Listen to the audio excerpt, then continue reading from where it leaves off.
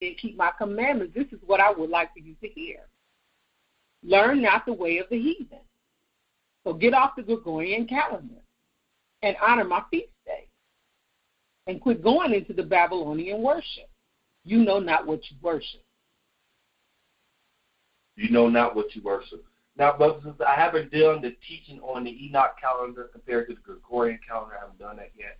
But you can Google that for your own understanding until we bring that understanding out. In the Enoch calendar, how many days is it in the year?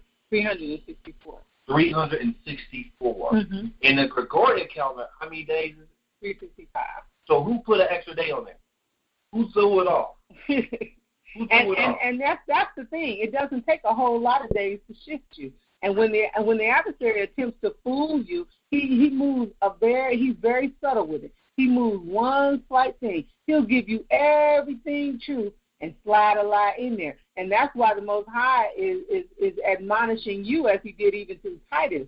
Be careful, because many of these come to you and they participate in the circumcision. We're going to finish reading up here, but this right here, this is the background on this right here in Jeremiah. The Gentiles have used this for vain deceit, this practice here, to mix up and confuse people with Christ. Christ ain't got nothing to do with it. This don't have nothing to do with Christ, brothers and sisters. And as we get closer to that defiled Babylonian custom, we'll bring out more and more of what it actually represents. Or what it actually represents. And if you like giving gifts, there is a holy day that you can give gifts to your brothers and sisters. That's cool. Yeah. That's where we celebrate around the time for what Esther, the Feast of Esther. And that's actually during springtime. And that's a holy day that the Most High, he delights himself. He appreciates that. I want to do what makes him happy. Yeah. Now, I'm not perfect. I didn't say that. But my spirit knows, according to the Word of God, my spirit recognizes spirit, and it knows what makes him happy. So I got to keep myself girded up in his truth. I got to concentrate on doing the things that make him happy. When I do things that make him happy, guess what happens to me? I get long life. I get good health. I get to prosper. I get wisdom. I like that. I get favor amongst my enemies. I like that. Let's focus on what keeps the Most High happy.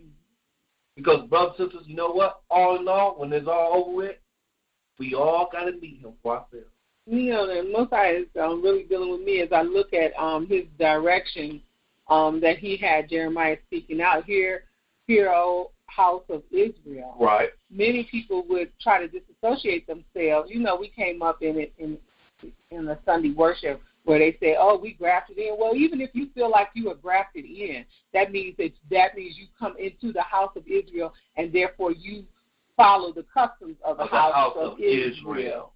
You don't make up no new house. No. Who made up a new house and said change it from the Sabbath to Sunday? A new day. That's why I'm coming against the church. It's not the church you go in, it's the church in you.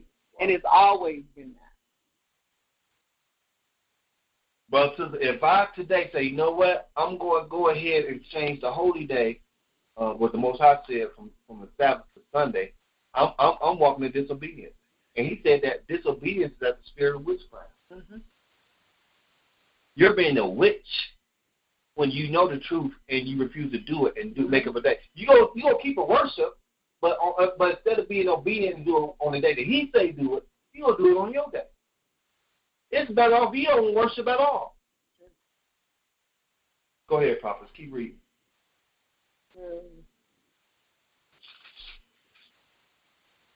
Read verse 5 again.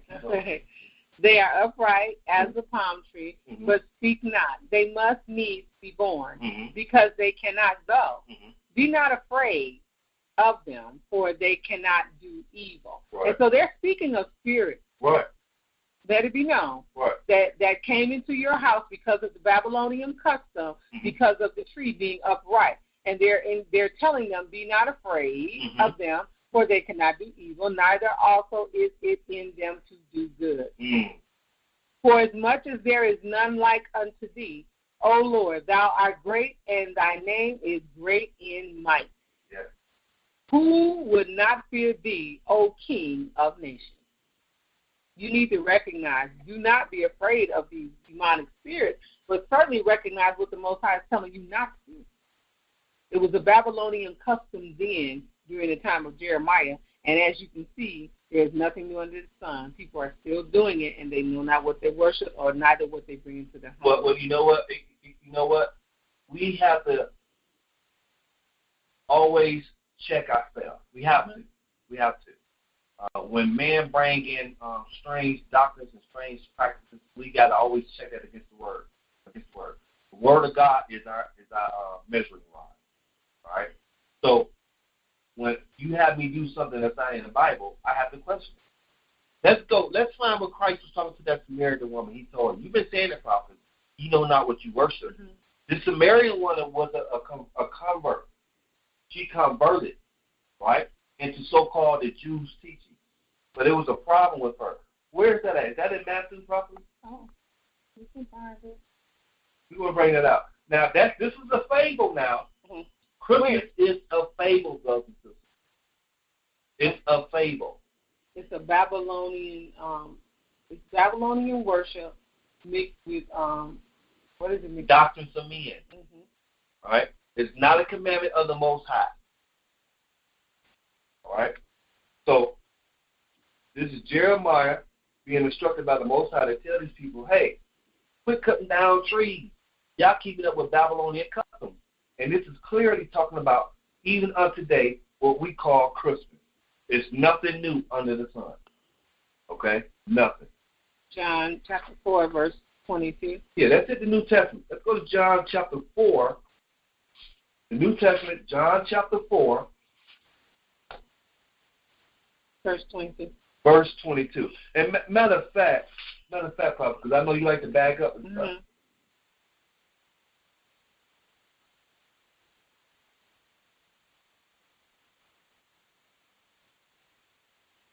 Okay. You've been dealing with this woman for a minute now. Okay? Maybe 20, I guess.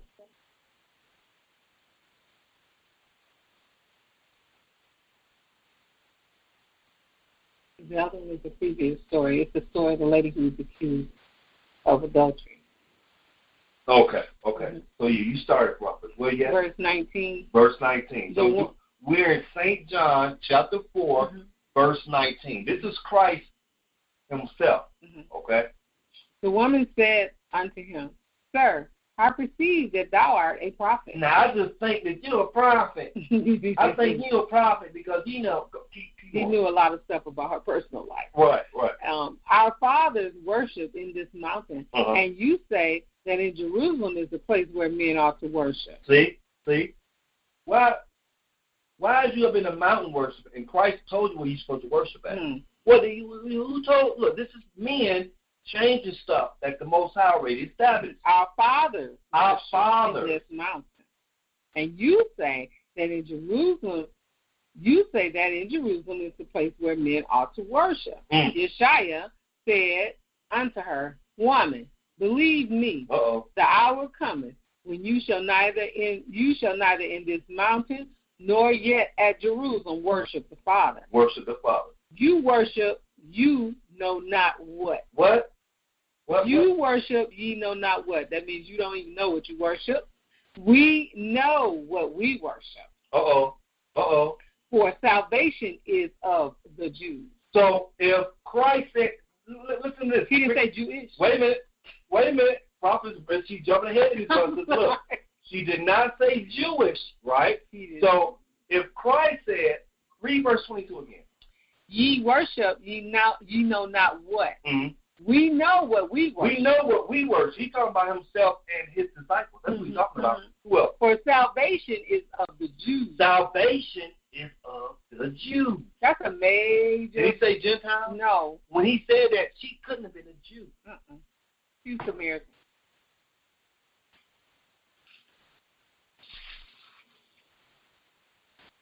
All right, did y'all catch that, brothers and sisters? In that verse, when Christ, now this is in red, Christ is talking to her. They're having a conversation back to back. Christ said, salvation is of who, prophet? The Jews. So if he said that, who? Was she a Jew? No. Salvation is of the Jews. that's a powerful statement because, as we stated just a few minutes ago, even those Gentiles who are grafted in for a season is of the Jews. You do, and you worship who the Israelites worship. You come under their custom. You worship on their feast days. You honor their Sabbath, period. And if you don't, you are considered a Gentile or a heathen. Do not take on the heathen practice. That's you know what? Calm, prophet. Bless you. You summed it up. Hey, you know what we said today? My way or the highway. You come in my house, you abide by my rules, right? Mm-hmm. It says the house of Israel. Mm-hmm. When you go in somebody's house, you abide by their rules. They say cut the TV off at a certain time, cut the TV off. Mm-hmm. I like what I was when I used to serve with this on Sunday worship with Bishop Jerry Dimmer. Okay. He used to say you either roll with it or get run over by it. Or get run over by it. You know what I'm saying? So look, it ain't no when you come into the house of Israel, you got to put down that Yahweh stuff. Mm. It ain't gonna be no Baal worship in the house of Israel. No compromise. You need to understand, we do serve. He has grace and mercy for a time for you to get it together, but he does not compromise. And everywhere we look, we see compromise. You're a leader. You better be a sound doctrine. Mm-hmm. You better be unmovable in it, because don't let nobody be among you and so-called speaking in tongues. You can't interpret what they saying to them. This is of the Most High. Blasphemy. They geeking you up to go worship on Sunday. Mm-hmm. You say you following Christ? You know, I know this is probably for another teaching, Elder, but we many times we think that we've been fooled into believing that there's only one God. Now, there's only one that we recognize. One true God. One true God. But there are smaller, lesser beings that other individuals can get caught up in worshiping. And that's what we need to understand. Not that we need to recognize them as running our lives, but we need to understand that they are out there for waiting for you to be misguided. There is only one true living, most high, mighty God. We understand AHIYAH. But please know this. There is something out there that can take you away and have you deceived. Keep reading, prophet. All right. Verse 23. But the hour comes. Now, he knew about the hour. He knew something was happening. But the hour comes, and now is, when the true worshiper shall worship the Father in spirit and in truth. That's how you got to worship Christ now, brothers and sisters, and the Most High. We got to worship him in spirit and truth. What's truth? He's not white. He's not Chinese. What's true? He's coming back for a people. He's coming back for a people. A nation that he was assigned to come and see about the lost sheep. What's true? You got to be baptized. What's true? You got to keep the commandment while you can in the flesh. Yes, that's the real truth. Get that today. What's true? The Sabbath is on Saturday. The Sabbath always and will always be on a Saturday. That's right. Whatever is bound in heaven, so shall be bound in earth. Okay? What's true? Christmas is of the devil. Christmas is of the devil. It's a Babylonian custom. It's Babylonian. And a lot of other holidays, too. Oh, yeah. Oh, yeah. Keep reading, bro. One more truth. Okay. What's true? Thanksgiving is celebrating a murder, a massacre. Thanksgiving is not Thanksgiving for my people. It's Thanksgiving for the heathen. It's not Thanksgiving for my people. After the massacre of the Gadites, they ate and celebrated amongst They killed them while people were dead out in the open. They had massacred them and killed them. And what were they saying thanks for? They were facetiously saying thank you because they took their land. They sacrificed lives to their God, and Satan gave them power to take over the land. Okay? So no, you know not what you worship. Verse 23, but the hour come, and now is, when the true worshipers shall worship the Father in spirit and in truth. For the